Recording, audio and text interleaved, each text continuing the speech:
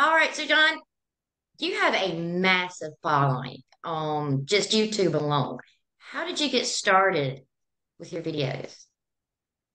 So with YouTube, I've been doing those videos for about 4 years. Majority of it has all just been live streaming, but the whole entire content creation that started 9 years ago when I was 18, just in high school, and today I'm 27, still doing it, and it's evolved to where I am doing now YouTube videos and short form content.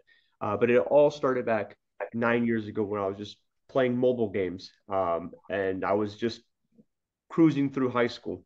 And it developed into what it is today through multiple iterations of different content. Okay, the majority of your videos are kind of those jump scare videos. What is it about those that you enjoy so much? I think the biggest enduring factor is when I truly do scare someone. Um, that does not happen often. I would love to believe that it happens often. People see a video and they see just nonstop jump scare after a scream, someone being scared. But the harsh reality is it doesn't happen too often. A lot of people either don't get jump scared, or if they do get jump scared, they will not stick around. They will close their laptop, they'll throw their phone, they will leave the second they even sense fear, which is, the most natural instinct anyone has. And anyone that doesn't do that because they just got too scared, they don't know what they're doing, they're like just sitting there confused, those are the perfect people to continue scaring because they don't even know how to close the computer. They don't even know what to do. It's like a deer in headlights. Those are the best people to scare just because I'm able to come back in, maybe help them forget that I even saw them or scare them by using someone else in front of the camera to let them know that what they saw was not real and they're crazy and still scare them again. It's just the genuine satisfaction of finally scaring somebody. I thoroughly enjoy it. And I can see why people love it so much as well too. I participated in a lot of haunted houses back when I was younger, and I always did the Grudge Girl. And there was just something about seeing a grown man scream and drop his knees. So I get it. I really do. I get it. And it's fun. No, Um, absolutely. what are some of your favorite kind of videos to do? Because I know that some are kind of like the hostage videos, and then there's some that are just that instant image, flashing on the screen. Yeah. And then there's that are seem to be a little trickier to make. Like there's one video, and it's you asking this woman about her depression, and there's a guy there, and then he's not there, and then he's there, and it is really freaky. No, those are the hardest to pull off because those have nothing to do with manipulation of the camera. That is all us practicing ahead of time, over and over, really getting in sync with each other, thinking, okay, the second I move my shoulder up, you get out of the frame as soon as possible. The second I even go in for the motion of sitting down, you get in the motion at the same time. It does take a lot of practice.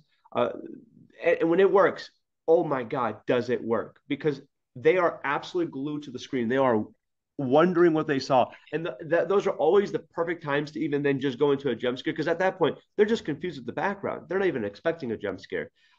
My favorite is whenever I have someone there helping me, whether it be another content creator that does the same content as me or just a friend uh, helping me, being there right there, ready to switch seats within just a moment notice are just absolutely some of the best reactions because we are given the time to sit there and just gaslight them, help them forget that they saw anything. There was no bald guy with a mustache. You're crazy.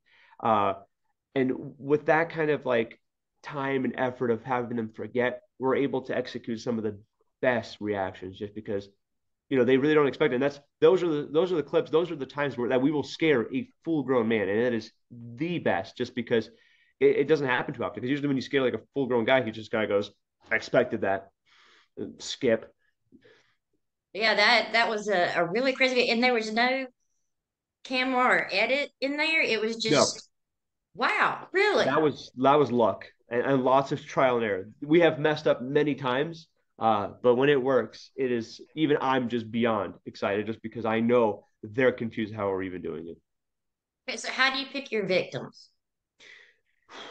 At this point, as of today, just because it's so hard to even get a reaction these days, people's attention spans are just going down. So to get their attention is already its own issue. So I will try to scare anyone I possibly can, obviously. But I feel like I have a gut feeling. I already know who's going to be more skittish, who's going to be more scared, especially if somebody comes across me and they're automatically already on edge by just the mere fact that I'm there in the dark. Uh, I already know that I can't stick around with this person for more than 10 seconds before they're going to go for the skip. So I try to leave a remark of maybe a weird comment or try to scare them without doing too much, then pretending like I leave. And hopefully they don't already leave. Um, I will try to scare almost anybody, but I know deep down who is going to get scared and who isn't, just depending on how they hold themselves, depending on how they act within the first 2, 3 seconds of just the interaction. Because if they're not getting scared right off the bat, I know that it's going to be a little bit harder, but I'm still going to try. Yeah, there's some great ones, and like the kidnap ones. That one, they're really unsettling. I mean, because you think that you're just going to be talking to people, and then there's that situation that could be potentially real and terrifying, and that gets you. No, the hostage bits. I usually use a lot of pre-recorded clips for it, just because the second someone sees a hostage, natural instinct, they run. If they don't run away, I most of the time I have my wife on standby, ready to come in to the frame, switch in, get in position, and to really make that person really think it's real, I'll pop back up. My wife is just so good at the acting aspect of like she's gonna die and using that person's name. Telling them, do we really need to kill her, Joshua? Do we really need to do this? To really solidify and make it a little bit more scary for them. We don't usually get to that point because people don't stick around for that long, obviously. But if it does happen, that's always the icing on top of the chair. It's just amazing. It just doesn't happen often though. That's awesome. And like I said, a few of them got me. I will admit it. I shouldn't, but I will. And like I said, they're really entertaining, and it's you have such a massive account. I mean, this must be like a full-time job.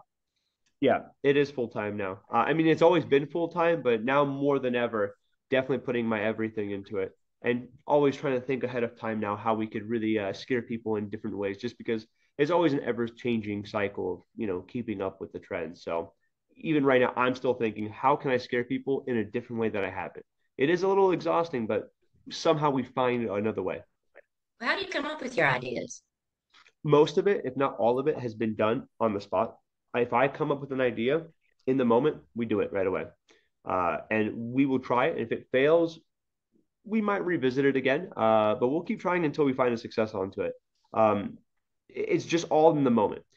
Usually, if I think of something ahead of time, we'll give it a try, but it doesn't always work out the way we anticipated, because having a concept is really simple, but having the execution of having someone stick around for it is just always the biggest obstacle that we have to deal with.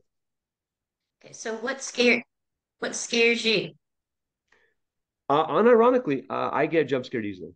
I do. I go to haunted houses myself too, just for the fun of it, and I get jump scared here and there, but like I truly do get jump scared myself. If someone does play a jump scare towards me without me expecting it, I will lose I will lose it. It happens all the time, so it's kind of ironic, but I'm easily jump scared all the time in real life. Even as I was growing up as a kid, if somebody was to like come up behind me and scream, that would scare me. Okay, okay. Well, since we're on the whole, subject of scares, what's your favorite horror movie? Oh, you know, I think over the years of the horror movies I've watched, the more the more real the plot is, the scarier it is as I grow up as an adult. Obviously, when I was just growing up, even a fantasy little scary movie would already, you know, scare me enough. But at this point, anything to do with demons or anything to do with a demonic plot, I'm good. As a full grown man, I don't want to watch it anymore. It's too real. I don't necessarily have a genuine favorite scary movie. Um, I personally don't watch them too often because I don't even like the feeling of being scared. Unironically, but I'm always trying to scare people. So I don't know how that works out. Right, And right. my wife, she hates scary movies so much. So I can never even suggest anything. Uh, but she'll ponder into it. But I don't have one in particular that I actually thoroughly enjoy. I'm scared of them. Gotcha. Some people like to be scared, some people don't. Some people I like to don't. scare. I get it. It's okay. Life's too scary as it is. We don't need any help sometimes. Right. But I love doing the scaring aspect. Oh yeah, I bet. So what's next for you? So as of right now, I'm trying to theory craft and figure out other ways that we can scare people at the moment, because scaring is always going to universally be around. People love that.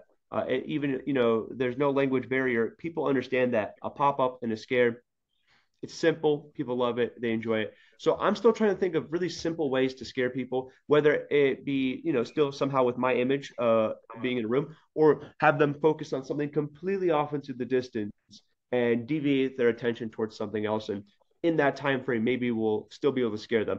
I'm still trying to think outside the box. We have been doing all different types of methods, whether we use the person's name, whether we have them focus on a TV set in the background and then scare them.